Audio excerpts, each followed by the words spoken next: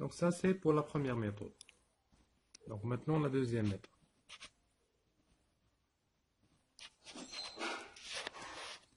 Donc la deuxième méthode consiste à utiliser les quadripoles. D'accord. Donc je vais redessiner le circuit. Donc ici c'est VS, ici c'est VE, donc ici c'est I, c'est I1, et ici c'est I2. Donc je vais directement utiliser ce que me dit les quadripoles. Donc je vais avoir donc V1 ou bien VE est égal à quoi? C'est Z11 fois I1 plus Z12 fois I2. VS est égal à quoi? C'est Z21 fois I1 plus Z22 fois I2. Donc voilà la relation des quadripoles. Donc voilà, avec V. Donc la matrice de V comprend donc VE et VS. La matrice de I comprend I1 et I2. Et la matrice Z on comprend Z11, Z12, Z21 et Z22. Voilà. Donc pour trouver V est égal à quoi? Z fois I. Z fois I.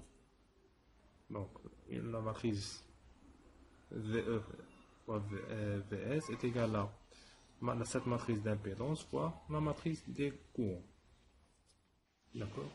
Donc maintenant, pour trouver la fonction de transfert, on doit déterminer les paramètres impédance. D'accord. Donc, je vais réécrire l'expression. Donc, VE est égal à Z11 I1 plus Z12 I2. Et VS est égal à Z21 I1 plus Z22 fois I2. Donc, pour trouver Z11, qu'est-ce que je dois faire?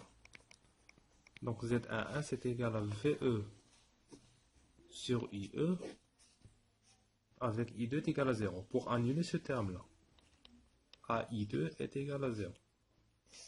Donc, je vais vers le schéma, et je vais voir ici, si je fais I2 est égal à 0, qu'est-ce qu'il va arriver? Donc, si je mets I2 est égal à 0, donc, cette résistance va disparaître, cette résistance va disparaître, et je vais trouver, je ne vais avoir qu'un seul courant qui circule ici, c'est I1. Donc VE sur I1, donc I1 va parcourir ces deux impédances là, donc VE va être égal à I fois Z1 plus Z2. Donc si j'utilise la loi de Mile, qu'est-ce que je vais avoir? Donc moins VE, donc plus I1 facteur de Z1 plus Z2 est égal à 0. Donc cette tension-là va être égale à cette valeur-là. Donc VE sur IE va être égal à Z1 plus Z2. Donc est égal à Z1 plus Z2. Voilà. Maintenant, je vais calculer Z12. C'est VE sur I2 avec I1 est égal à 0. Donc de la même façon, je vais mettre I1 est égal à 0 et voir l'influence sur le circuit. Donc si I1 est égal à 0, donc ça veut dire cette impédance va se court-circuiter et je vais avoir VE ici. Donc le même potentiel va devenir, parce que cette résistance va devenir un fil. Donc VE va être ici. Et Z2 va être parcouru par ce courant-là, donc qui est montant. I2 qui est montant. Et I1 il est descendant, mais I1 est égal à 0. Donc I2 et VE ont le même sens, donc ça va être moins Z2. VE est égal à moins Z2 fois I2. Donc Z12 c'est moins Z. Donc ici, entre parenthèses, VE va être égal à moins Z2 fois I2. Parce qu'ils ont le même sens. Donc voilà pour Z12. Maintenant, je vais calculer Z21. Est égal à quoi? C'est VS sur I1 à I2 est égal à 0. Donc si I2 est égal à 0, donc ces deux résistances vont disparaître. Et I1, il parcourt cette résistance dans ce sens-là. Et VS, donc parce que Z2 va devenir un fil, VS c'est entre ce potentiel et ce potentiel. Donc I et VS ont différents sens, donc c'est égal à Z2. Donc ici VS est égal à Z2 fois I1. Donc voilà, j'ai trouvé Z21. Maintenant la dernière c'est Z22 qui est égal à VS sur I2 à I1 est égal à 0. Donc si I1 est égal à 0, donc cette résistance-là va disparaître et on va avoir seulement le courant I2 qui circule. Donc ici VS, donc la loi de May, donc moins VS moins I2Z2 moins I2Z2 est égal à 0. Donc je vais avoir VS est égal à moins I2 fois Z2 plus Z2. Donc moins 2Z2. Donc ici moins VS moins Z2I2 moins Z2I2 est égal à 0. Et vous pouvez faire donc, le calcul. Donc maintenant j'ai trouvé donc les paramètres impédance. Donc maintenant je vais remplacer dans mon expression. Donc VE est égal à quoi? Z11 fois I1. Donc je vais remplacer Z11 par sa valeur. Donc fois I1 plus Z12 qui est égal à moins Z2 fois I2.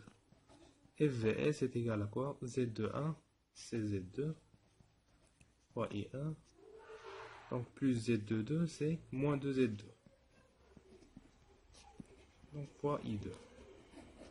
Voilà. Donc, et ici on peut remarquer que VS c'est entre ce potentiel là et ce potentiel là. Donc VS est égal à quoi? C'est Z1 fois I2. Z1 fois I2. Donc je vais mettre ici VS est égal à Z1 fois I2. Donc pourquoi j'ai fait ça? Donc pour trouver une relation entre VS et VE.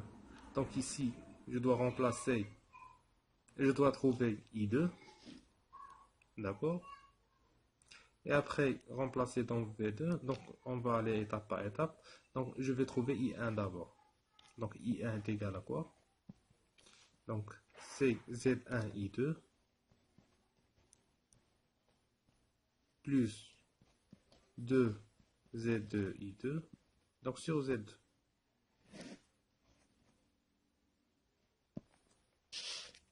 Donc voilà. Donc je vais simplifier.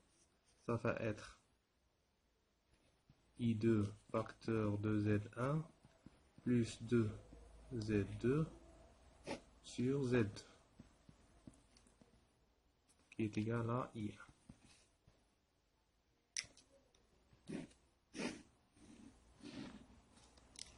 Donc voilà, j'ai trouvé I1. Maintenant, je vais remplacer I1 dans VE pour trouver une relation entre VE et I2. Voilà, je vais continuer. Qu'est-ce qu'on a trouvé? Donc on a dit que ça est égal à Z1 fois I2. D'accord?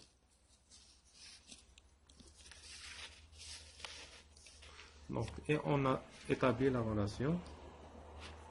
Donc I1 est égal à quoi?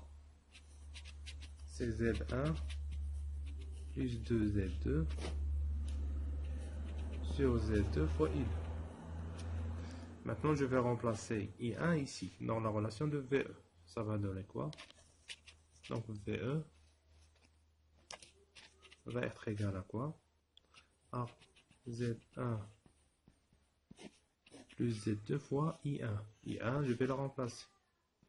Donc ça va devenir Z1 plus 2Z2 sur Z2 fois I2. Donc moins Z2, I2. Voilà. Donc maintenant, je vais sortir I2 de cette relation en fonction de VE. Donc voilà, I2 va être égal à quoi?